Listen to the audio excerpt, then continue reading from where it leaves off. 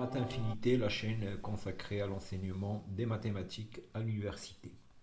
Alors dans cette vidéo consacrée aux grands résultats mathématiques, on va donner la valeur de zeta de zen. Zeta c'est la fonction de Riemann. Donc on va donner la valeur de la somme de k égale à 1 jusqu'à l'infini de 1 sur k à la puissance de zen. Et cela à l'aide des nombres de Bernoulli qu'on va introduire aussi, et on va donner certains de leurs propriétés. Alors on a déjà dans des vidéos précédentes, on a calculé cette valeur pour n égale à 1 et on a trouvé la formule de l'air zeta de 2 égale à pi carré sur 6. Aujourd'hui, on va généraliser ce résultat pour n quelconque. Voilà, alors, si tu es nouveau, donc tu peux aller faire un tour. Il y a toute une playlist où il y a des grands théorèmes et des grands résultats en mathématiques. Alors, bien sûr, liker, s'abonner, partager permet d'encourager la chaîne et permet à son contenu d'atteindre un large public. Alors allons-y. Alors la fonction zeta de Riemann. Alors la fonction zeta de Riemann, zeta de z égale la somme de k égale à 1 jusqu'à l'infini de 1 sur k à la puissance z pour la partie réelle de z strictement supérieure à 1. Voilà, alors en fait, cette fonction a été d'abord introduite par Euler en 1730, et Euler il a montré que zeta de 1 égale à infini, et il a montré que zeta de 2 égale à pi carré sur 6. Alors en 1859, Riemann a considéré cette fonction, et l'apport de Riemann a été révolutionnaire. Donc il a d'abord commencé par prolonger cette fonction à tout le plan complexe sauf z égale à 1. Donc cette fonction admet un prolongement analytique en une fonction méromorphe sur c moins 1, et 1 est un pôle simple. Voilà. Et donc ça c'est le premier résultat important de Riemann. Et puis il s'est intéressé aux zéros de cette fonction. Alors, il y a des zéros triviaux, et la conjecture ou l'hypothèse de Riemann, concernant les zéros non triviaux de cette fonction étendue à c-1, et la conjecture qui est toujours ouverte et qui est un problème parmi les plus grands problèmes restés ouverts jusqu'à maintenant, c'est l'hypothèse de Riemann qui affirme que les zéros de cette fonction, les zéros non triviaux, ont toute une partie réelle égale à n demi. Voilà, donc c'est pas ça. Bon, alors nous aujourd'hui, donc on va calculer, donc on a déjà vu une démonstration de ce résultat dans une vidéo précédente. Alors on va généraliser ça, et on va donner la valeur de zeta de 2n pour n supérieur ou égal à 1. Et on va montrer que c'est égal à cette formule. Alors ici, les p de n, ce sont les nombres de Bernoulli. Alors les nombres de Bernoulli, ils peuvent être définis comme ça, en prenant le développement en série entière de la fonction z sur exponentielle de z-1. Donc ces nombres apparaissent là-dedans. Alors donc voilà, dans la vidéo, alors on va introduire les nombres de Bernoulli de deux manières différentes, en fait de trois manières différentes, donc avec la définition initiale de Bernoulli, avec les polynômes de Bernoulli et avec cette formule, et on va les utiliser pour montrer cette égalité. Alors ça va être à l'aide de l'analyse de Fourier. On va utiliser le théorème de Dirichlet appliqué à une fonction périodique de pi périodique particulière définie à l'aide des polynômes de Bernoulli.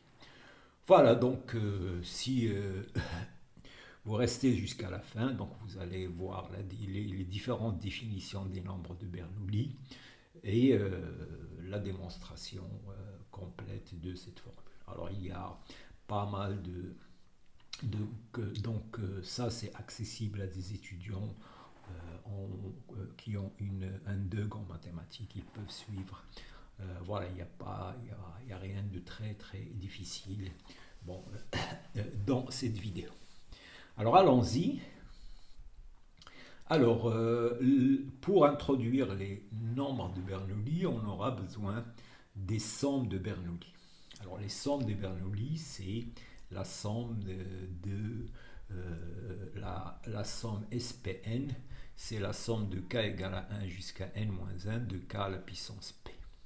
Voilà, donc pour p égale à 1, donc on aura la somme de k égale à 0 jusqu'à n-1. Pour k égale à 2, c'est la somme des carrés, et etc. Donc c'est la somme des cubes, etc. Voilà. Bon alors, pour calculer ces normes, on va commencer par p égale à 1 et p égale à 2. On va donner la méthode générale, comment calculer SPN pour p quelconque. Bon alors, il est très connu, donc pour la somme, cette somme, donc il y a plusieurs manières de le faire. Alors la manière, donc il paraît que Gauss a démontré cette formule en utilisant cette méthode quand il était encore enfant. Voilà, donc l'idée c'est d'écrire cette somme du plus petit au plus grand et du plus grand au plus petit. On remarque que ça plus ça égale à n-1, ça plus ça c'est n-1, n-1, et donc si on fait la somme, on va trouver 2S1n égale à n-1, et on trouve la formule S1 de n égale à n-1 sur 2. Voilà, alors donc, bon ça c'est facile. Alors pour calculer les sommes pour p supérieur ou égal à 1, on va utiliser une formule. Cette formule, n-1 moins p à la puissance k moins n moins p moins 1 à la puissance k, en utilisant la formule en développant ça comme n moins p moins 1, donc ça c'est la somme de i égale à 0 jusqu'à a moins 1 à la puissance i, le coefficient de Bernoulli k n moins p, et puis en simplifiant par ça, le terme 0 va apparaître, donc on va trouver ça. Voilà. Alors, donc on va l'appliquer ça pour 3. Alors on commence par p égale à 1. Donc on a ça. Donc je vais trouver ça, moins ça, plus ça. Je fais ça et puis bon, je fais la somme. Alors il y a un phénomène de télescopage. Ça avec ça, ça s'en va. Ça avec ça, ça s'en va. Donc à la fin, quand je fais la somme de ça, je vais trouver n-1 au cube. Et si je fais la somme de ça, donc ça c'est 3 facteurs de S de n, ça c'est moins 3 facteurs de S1n, et là la somme c'est n-1. Donc voilà, comme j'ai déjà calculé S1n, je peux déduire S2n. Alors vous pouvez faire la même chose ici, au lieu de 3 vous prenez 4. Et vous allez trouver ici S3, S2, Sn, et voilà. De cette manière, vous pouvez calculer toutes les puissances. Donc on trouve S de n égale à, on sort S de n de cette formule, et on trouve ça. Alors comme je l'ai dit, vous pouvez faire ici 4, faire la même chose, et trouver S3n, etc. etc. Voilà, donc ça c'est les sommes de Bernoulli. Et la manière de les calculer. Alors voilà, donc les formules sont connues. Donc là, S1n, S2n, S3n, etc. jusqu'à N7n, et même il y a les formules pour d'autres valeurs. Voilà, donc ça, alors quel rapport avec les nombres de Bernoulli? Eh bien, on a un théorème Alors ce théorème, il nous dit que en fait cette somme va s'écrire. Donc il va exister une suite de nombres rationnels. Voilà, donc ce sont les nombres de Bernoulli, tels que cette somme va s'écrire de cette manière. Voilà, ils sont définis, donc on définit les nombres de Bernoulli par cette formule. Voilà, donc il y a une suite de nombres rationnels uniques qui vérifie cette relation et ils ne dépendent ni de n ni de p. Voilà, ils sont les mêmes pour chaque Pn. Voilà, donc c'est ça la définition des nombres de Bernoulli. Alors, il vérifie des propriétés. Alors, il y a une qui est immédiate. Si vous calculez SP de 1, donc SP de 1, donc en utilisant cette formule, donc ça va donner ça, mais si vous calculez SP de 1, c'est 0. Donc, voilà, donc, la première propriété. De ce résultat, on déduit rapidement. Alors ça, c'est important, donc cette formule, donc ça veut dire j'ai la somme de k égale à 0 jusqu'à p de k, p plus 1, pk égale à 0. Donc ça permet de calculer les nombres de Bernoulli. Donc ça, c'est une relation de récurrence. Vous avez bp en fonction des pk pour k inférieur ou égal à p moins 1. Donc si vous connaissez P1, si vous connaissez P0, vous pouvez déduire P1, etc., etc. Alors il y a une deuxième relation de récurrence, moins évidente, et qui est donnée par cette formule. Pp s'écrit comme ça, en fonction des Bp de k égale à 1 jusqu'à P moins 1. Voilà, alors... Bon, alors je ne donne pas la démonstration de ce résultat. Alors c'est une récurrence, mais très très longue, et donc ça va sortir du cadre de cette vidéo. Donc voilà, donc c'est une récurrence très difficile. Donc on fait une double récurrence sur P et N, et on suppose ça et ça pour voilà, et en utilisant une double récurrence assez astucieuse et avec des calculs. Voilà, mais bon, on va voir une autre manière de démontrer l'existence des nombres de Bernoulli. On va le relier à des polynômes. Voilà, alors on va calculer les premiers nombres de Bernoulli maintenant. Donc voilà, donc les nombres de Bernoulli sont définis par cette formule et il vérifie cette relation de récurrence et cette relation. Donc ça permet de trouver, de calculer les nombres de Bernoulli en fonction des précédents. Voilà, donc c'est ça ce qu'il faut retenir sur les nombres de Bernoulli pour le moment. Alors allons-y, donc on a cette formule. Alors on va l'utiliser pour calculer les premiers. Alors on a S1n, donc on l'a calculé, c'est n demi n-1, donc c'est ça. Alors donc je l'écris sous cette forme, donc c'est n demi 2, 1, voilà, et donc ça c'est P0, et ça c'est P1. Donc voilà, donc P0 égale à 1 et P1 égale à moins n demi. Alors pour 2n, donc j'ai ça. Donc ça, je peux aussi l'écrire 1 tiers. Donc là, je vois P1, là, je vois P2, et là, je vois P0, là, P1, et là, P2. Donc P2 égale à 1 sur 6.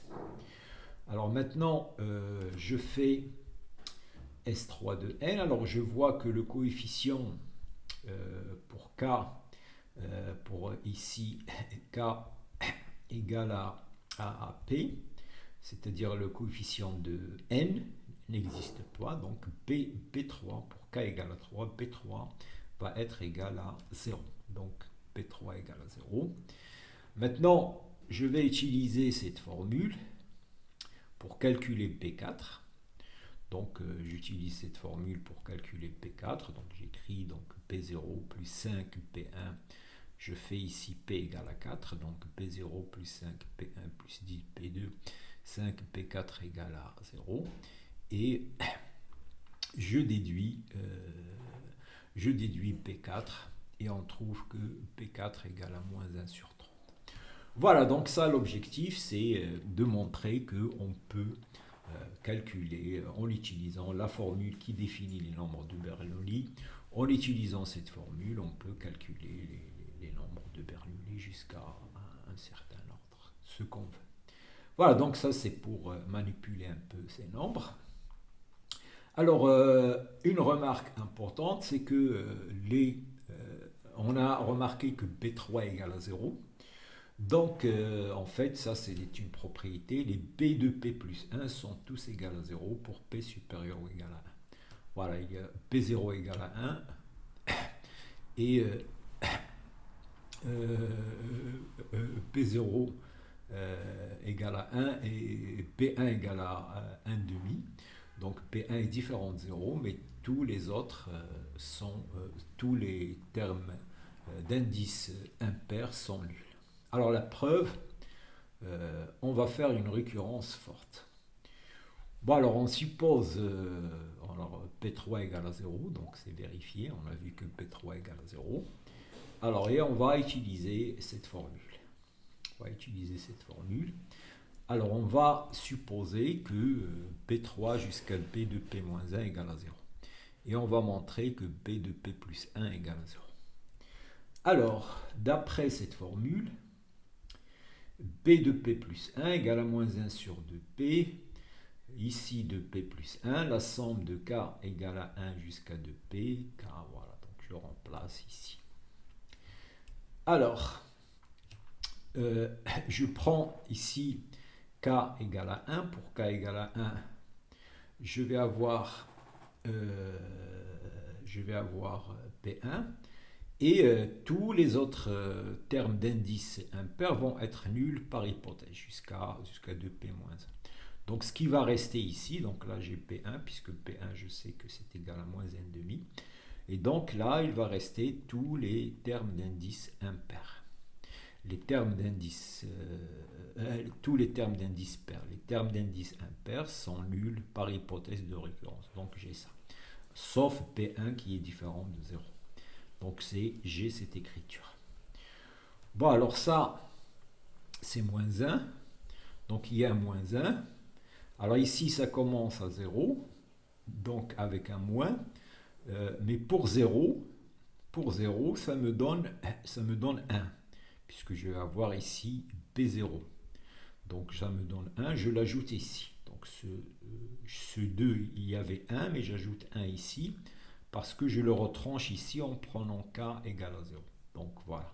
Donc ça c'est juste pour avoir ici la somme de K égale à 0 jusqu'à P. Et le terme que j'ai retranché ici, je l'ajoute ici. Voilà, donc j'ai ça.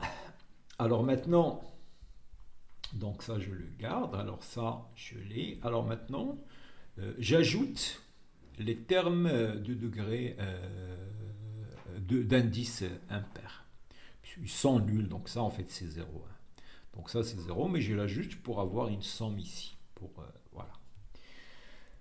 Alors maintenant, ce qui manque ici, pour K égale à 0, donc je vais trouver P1. Donc avec un moins, donc je l'ajoute ici, donc je vais avoir 2P1 ici. Pour avoir ici cette somme, la même chose. Donc le 2 qui apparaît ici, ben ça simplifie. J'ai ajouté le même terme 2 fois ici. Alors ça maintenant, B1 c'est égal à moins 1,5.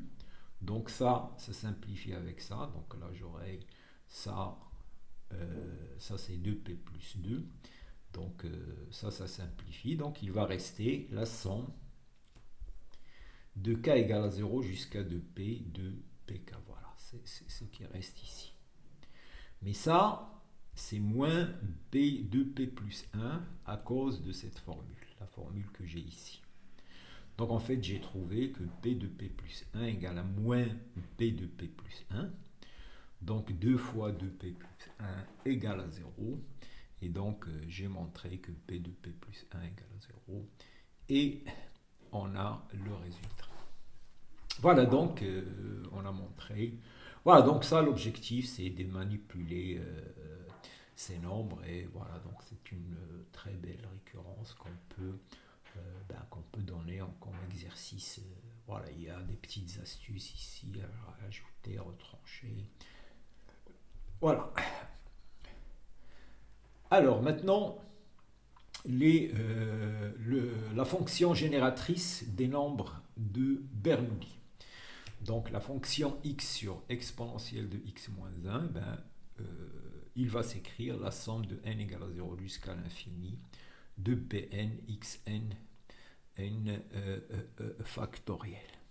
Voilà, et donc, le rayon de convergence, c'est 2π. Alors, on ne va pas montrer pour le moment que le rayon de convergence, c'est 2π. On le montrera à la fin, une fois qu'on a une information sur les nombres de Bernoulli.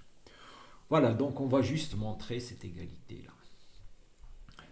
Alors, qu'est-ce qu'on fait? On multiplie exponentielle de x moins 1 fois ça. Et on va trouver que c'est égal à x. Donc voilà, alors exponentielle de x moins 1, donc le développement en série entière, c'est égal à ça. Donc ça, c'est la somme des Pn.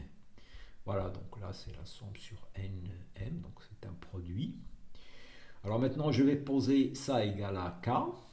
Je pose n plus m égale à k. Donc je vais avoir xk plus 1. Je divise par k plus 1 factoriel. Et donc, qu'est-ce qui va rester ici? Il va rester k plus 1 factoriel, n, m c'est k moins n. Donc k plus 1, m factoriel, donc c'est ça. Et donc, on trouve cette formule. Alors ça, on a vu que pour k égale à 0, ça donne 1. On va trouver P1. On va trouver P0 qui est égal à 1. Et pour k supérieur ou égal à 2, ça c'est égal à 0 d'après la formule vérifiée par les nombres de Bernoulli. Donc dans cette somme, il n'est valable que pour k égal à 0. C'est-à-dire on va trouver x. Et donc on trouve que c'est égal à x. Et donc on a montré cette formule. Voilà. Voilà, alors comme je l'ai dit, pour le rayon de convergence, on verra ça à la fin. Alors maintenant, les polynômes de Bernoulli. Donc ça va nous permettre de donner une autre définition des nombres de Bernoulli. Bon alors, les polynômes de Bernoulli, donc il existe une suite unique de polynômes ANX à coefficient réel, tel que A0 c'est 1 et on a cette relation A'N de x égale à n à n moins n de x et on a cette condition de normalisation que l'intégrale de ANX t de x entre 0 et 1 égale à 0. Voilà, bon alors ça c'est facile à montrer. Cette relation va nous donner on va trouver une relation de récurrence qui définit AN en fonction de AN-1. Donc quand j'intègre ici, donc je vais trouver que AN de x égale à n l'intégrale de l'intégrale entre 0 et x AN moins t plus une constante qui dépend de n. Et si j'écris cette condition, la constante c'est égal à ça. Donc je vois bien que si je connais A1, je connais A2 à cause de cette formule, etc. Donc voilà. Et donc ces polynômes sont définis d'une manière unique à partir de ces relations-là. Voilà, donc voilà, j'ai la formule qui donne AN en fonction de AN-1. Voilà. Donc si vous voulez calculer, alors on peut l'utiliser, alors A0 par définition c'est 1, A1 donc on utilise cette formule, on va trouver x moins 1 demi, Une fois qu'on a A1, on peut calculer A2 toujours à l'aide de cette formule, donc c'est x carré moins x plus 1, 16. Et là, on voit que la constante ici, là, ça c'est P0, ça c'est P1, ça c'est P2, et là c'est P3, et là on voit que c'est P4. Donc voilà, il y a ces polynômes ont une relation avec les nombres de Bernoulli qu'on va voir tout de suite. C'est-à-dire on va montrer que les nombres Pn, c'est An de 0. Alors, quelques propriétés de ces polynômes. Alors d'abord, An1 égale à An0. On a Anx égale à moins 1 à la puissance n, An1 moins x.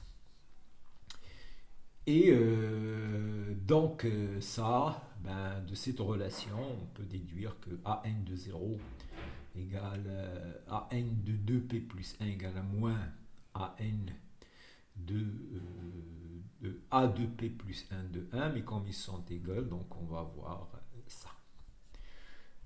Voilà, alors bon, ça c'est facile, donc ça c'est lié à la condition de normalisation, on a ça. Donc ça c'est 1 sur n a prime nx. Et ça c'est 1 sur n a n1 moins a n0. Donc, et ça c'est égal à 0. Donc a n1 égale à n0. Alors maintenant pour montrer ça, je vais montrer que ce polynôme égale à celui-là. Donc je vais montrer que ce polynôme vérifie ces conditions-là. Les conditions qui définissent les polynômes de Bernoulli. Alors bien sûr, j'ai C0 de x égale à 1. L'intégrale aussi est égale à 0. Il faut juste faire un changement de variable 1 moins x. Donc on va trouver c'est égal à 0. Et C', la dérivée égale à moins 1 à la puissance n, ça. Et donc on trouve ncn moins 1x. Et donc les Cn de x égale à An de x, puisque les Cn vérifient les conditions qui définissent les polynômes de Bernoulli. Bon, alors maintenant, le résultat, donc c'est que les nombres de Bernoulli sont égaux à P0. Donc voilà. Alors pour montrer ça, on va montrer que ces nombres-là vérifient les propriétés des nombres de Bernoulli, notamment la relation de récurrence qui les définit. Alors, donc on va poser pour le moment que ces nombres B'P, donc on va vérifier qu'ils vérifient les mêmes conditions que les nombres de Bernoulli, donc ils vont être égaux, puisque les nombres de Bernoulli sont définis d'une manière unique par la relation de récurrence. Alors, donc, on a bien B' de 0 égale à 1. B'1, donc ça, c'est ce qu'on a calculé. Ça, A0, c'est 1. Et A1, on a vu que c'est égal à moins 1. On a vu aussi que ça, c'est égal à 0, puisqu'on a montré que les A de P plus 1 sont nuls. Voilà, donc ça ressemble. Alors maintenant, de cette relation, je peux montrer par récurrence que la dérivée d'ordre k de An égale à factoriel n sur n moins k factoriel an moins k. Voilà, bon, c'est une récurrence facile en utilisant cette formule. Et donc, je vais trouver que ank de 0 est égal à factoriel n b' n moins k. Et maintenant, j'utilise la formule de Taylor. La formule de Taylor me dit que mon polynôme égale la somme de k égale à 0 jusqu'à n a nk0 sur factoriel k xk. Et je remplace ça par ça. Et donc, et puis bon, il y aura factoriel k qui apparaît, donc je vais trouver ça.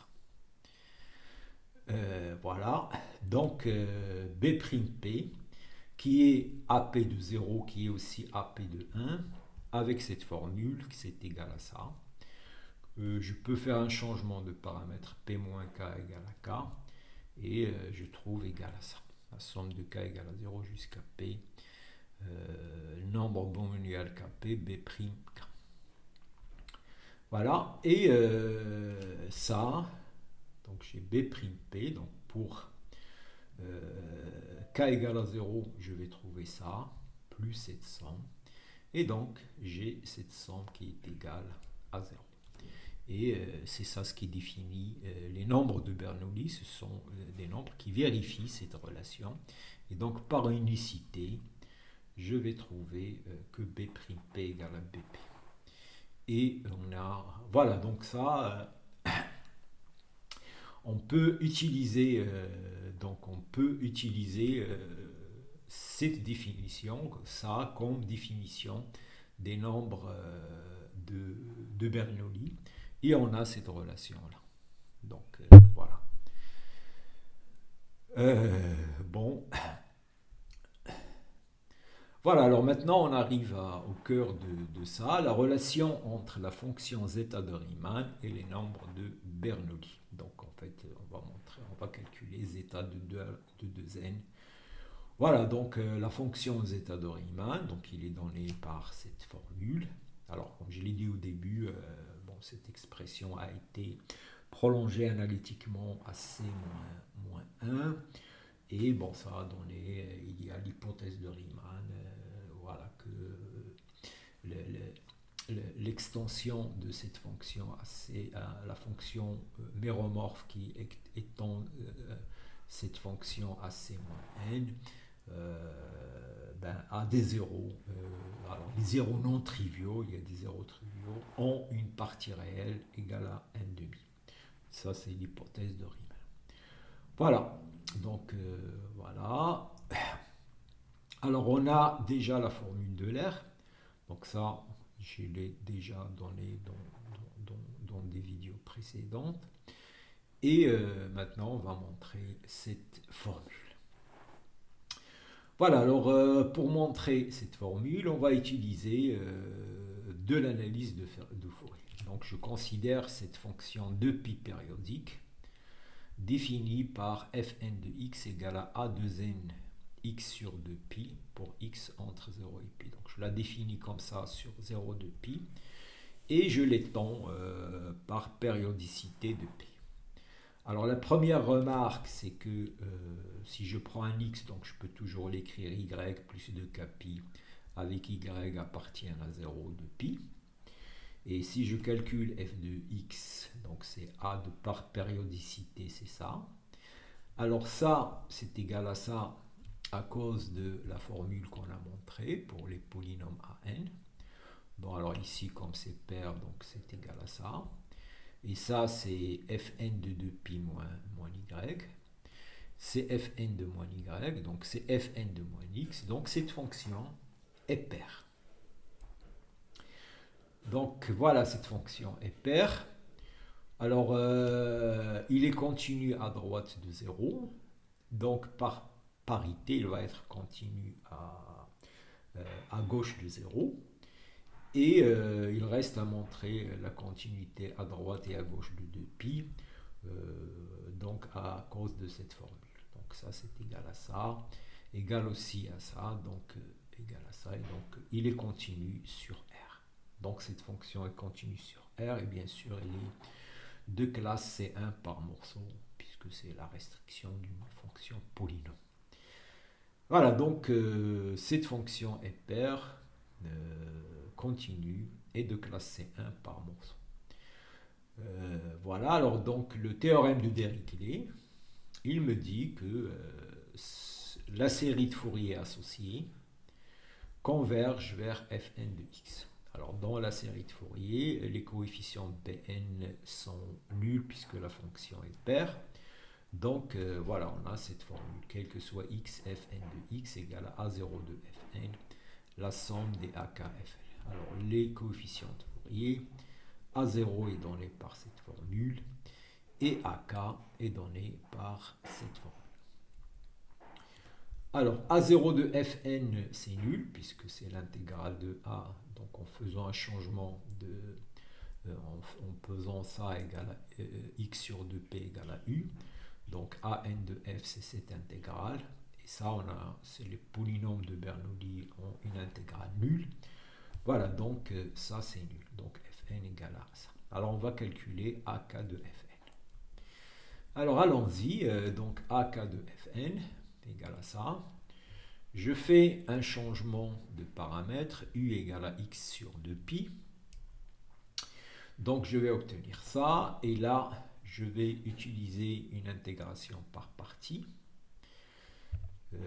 Voilà, donc ça c'est A2n, donc une primitive de ça c'est sinus 2k pi U sur 2k pi, moins donc la dérivée de ça c'est A', c'est 2n A 2n moins 1, donc j'utilise les propriétés du polynôme. Voilà, alors ça c'est égal à 0, puisque A2n de 1 égale à A2n de 0. Et le sinus ici, il s'annule en 0 et en 1. Donc, je vais avoir ça. Alors, je fais une deuxième intégration par partie ici. Et donc, je vais avoir ça. Donc là aussi, donc voilà. Donc, je dérive ça une deuxième fois. Donc, je vais trouver ça. Bon, alors ça, ça va aussi s'annuler. Et donc, il va me rester que AKFN, et là, je vois AKFN-1. Ça, c'est AKFN-1, 2 sur 2pi ici. Donc, j'ai trouvé cette formule. Donc, AKFN, c'est 2n moins 2n, 2n moins 1 sur 2k pi au carré, AKFN moins 1. Et par récurrence, donc il y aura moins 1 à la puissance n moins 1, 2k pi à la puissance 2n moins 1, puisque je vais ici descendre, et là ça descend de 2n moins 1 jusqu'à 4 fois 3. Voilà, et il me reste maintenant à calculer AKF1. Alors AKF1, donc c'est ça, ici c'est A2. Alors le polynôme A2 on l'a déjà calculé. Donc ça va consister à calculer l'intégrale de x carré cosinus, l'intégrale de x, et voilà. Bon, alors ça, pour x, ça donne 0. Donc vous pouvez le voir rapidement par une intégration par partie. Et pour x carré, on a 1 sur 2k pi carré. Voilà. Donc ça aussi, c'est en utilisant ça, en utilisant celui-là, une intégration par partie, on va trouver ça. Donc finalement, je vais trouver que AK de F1 égale à 1 sur K carré pi carré. Et finalement, je vais trouver AK de Fn, qui est donné par cette formule. Et donc, je fais ici, il me manque un 2, donc pour avoir factoriel de z. Donc je divise par le 2, donc ça va donner 2 à la puissance de n moins 2 plus 1, donc 2n moins 1, pi à la puissance de n moins 2 fois pi carré, donc pi de n, et 1 sur k à la puissance de n moins 1 fois k carré égale à ça, et là, je l'écris, moins 1 à la puissance n moins 1, c'est la même chose que moins 1 à la puissance n plus 1. Et maintenant, j'utilise le théorème de Dirichlet, et donc Fn de 0 égale à A2n de 0, c'est B de n égale à ça, la somme des 1 sur k à la puissance de n, c'est zeta de n. Et voilà, j'ai trouvé la relation. Donc, j'en déduis zeta de n égale à ça. Et on a montré la formule. Alors, pour finir, donc ça, alors déjà on remarque ici que, puisque ça c'est positif, donc les P de n vont être positifs si n est impair, négatifs si n est pair. On peut bien sûr calculer, donc, puisque je connais P2, P4, P6 et P8, je peux calculer la somme des 1 sur k carré, la somme des 1 sur k à la puissance 4, la somme des 1 sur k à la puissance 6 et la somme des 1 sur k à la puissance 8. Alors pour finir, on va calculer le rayon de convergence de z sur exponentielle, donc de cette série. Je vais calculer le rayon de convergence. Alors, je commence par remarquer que cette fonction définie sur 2 plus l'infini vérifie cette relation-là. Et donc, il est normalement convergente. Donc, sa limite à l'infini, je peux intervertir la limite et la somme. Donc, ça va me donner la limite de ça. Donc, je vais trouver, sauf pour n égale à 1. Donc, je vais trouver égal à 1. Et je vais utiliser que la formule de Stirling, une approximation de 2n factoriel grâce à la formule de Stirling.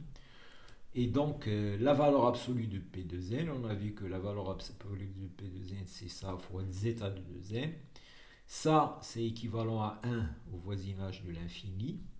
Et j'utilise cette formule pour trouver un équivalent de P de n. Bon, voilà, alors maintenant, pour montrer le rayon de convergence, donc je l'écris comme ça, donc ça c'est P0, ça c'est P1 c'est moins n demi, et puis tous les P de P plus 1 sont nuls, donc il va rester ça. Donc ça égale à ça. Alors pour trouver le rayon de convergence, j'utilise le critère de D'Alembert. Donc je calcule la limite de ça sur ça. De un plus 1 sur un en module. Et j'utilise ce que j'ai trouvé ici, cet équivalent. Donc avec un peu de travail, on arrive à écrire ça équivalent à ça. Et ça, c'est équivalent, ça tend vers z au carré sur 2pi. Donc ça va converger si ça strictement inférieur à 1, donc c'est module de z inférieur à 2pi. Et donc, le rayon de convergence, c'est de pi. Voilà, et on arrive à la fin de la vidéo. Donc, si vous êtes resté jusque-là, n'oubliez pas de liker, s'abonner, partager. Et je vous remercie.